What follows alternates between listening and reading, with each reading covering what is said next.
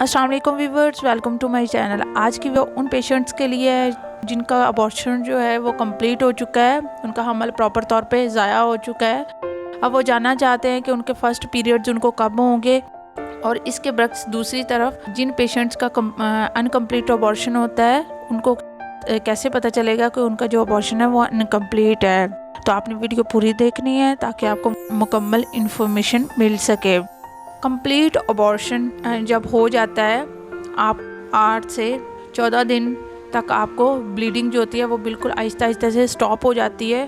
जब ख़त्म हो जाएगी तो उसके 1 माह के बाद आपको आपके जो पीरियड्स होंगे वो आपको स्टार्ट हो जाएंगे। और अगर तो आप मेडिसिन नहीं प्रॉपर डॉक्टर से ले रहे या अपने डॉक्टर को चेक नहीं करवा रहे, किसी भी मेडिकल प्रैक्टिशनर से आप मेडिसिन नहीं करवा रहे, तो उससे ये होगा कि आपने जो भी मेडिसिन यूज़ कर रहे हो, जैसे कि किसी फार्मेसी से या मेडिकल स्टोर वाले आपको दे देते हैं जो कि गलत डोज है, जिससे ये होगा कि आपका जो अबॉर्शन है वो अनकम्प्लीट होने के चांसेस ज़्यादा होते हैं। क्यों होते हैं? क्योंकि आपके अबॉर्शन की जो मेडिसिन होती है, जो डोजेज़ होती हैं, उसको देखा जाता है आपके वीक्स के अकॉर्डिंग। अगर तो आपके जितने हफ्तों का हमल होगा उसके मुताबिक आपकी मेडिसिन को सेट किया जाता है, आपको मेडिकेशन दी जाती है।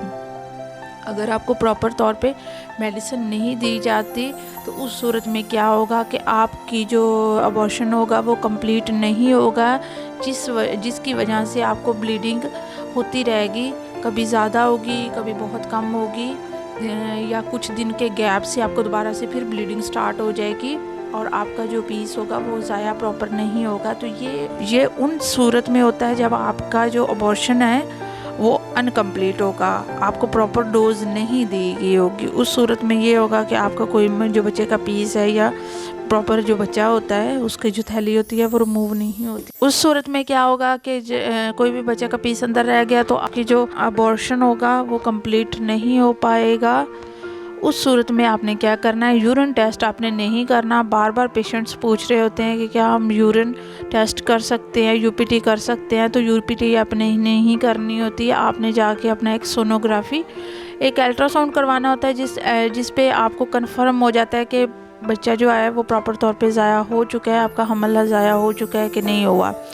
अगर तो नहीं ज़ाया हुआ होगा तो उस सूरत में आपको वो बताएंगे कि आपके लिए डीएनसी बेहतर है। सूरत में क्या होगा कि डॉक्टर आपको बताएगी कि आपका जो पीस है मेडिसिन से, मेडिकल प्रोसीजर से हो सकता है या इसके लिए डीएनसी बेहतर है। तो आपने कभी भी खुद से इस तरह की ट्राई नहीं करनी होती। जब भी आपको इस तरह की कोई भी सिचुएशन आपके साथ है तो आपने अपना चेकअप करवाना है, अल्ट्रासाउंड करवाओ, उसके बाद आप मेडिकेशन का इस्तेमाल करो। आज की वीडियो का बेसिक मकसद भी यही है कि आपको इन्फॉर्मेशन होनी चाहिए इन चीज़ों के बारे में, ताकि आपको गलत गाइड ना किया जाए और आपको गलत जो मेडिसिन का इस्तेमाल ना किया जाए।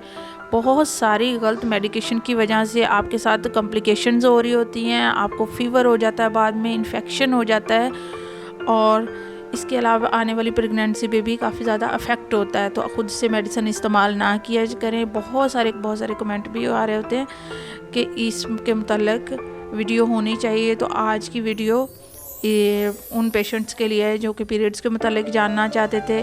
और इसके अलावा अबॉर्शन के मुतालिक बहुत सारी ऐसी वीडियोज़ हैं जो कि मेरे चैनल पे ऑलरेडी मौजूद है। अगर आपको जानकारी हासिल करनी हो तो अगर आप चाहते हो कि आपको इसके मुतालिक काफ़ी इन्फॉर्मेशन होनी चाहिए तो आप मेरे चैनल पे देख सकते हैं। तो ये था आज का हमारा टॉपिक। उम्मीद है मेरी वीडियो अच्छी लगी होगी। अगर तो मेरी वीडियो अच्छी लगी है तो मेरे चैनल को सब्सक्राइब कर दे और बेल आइकन को भी प्रेस कर दे ताकि हर नई वीडियो आप तक बआसानी पहुंच सके।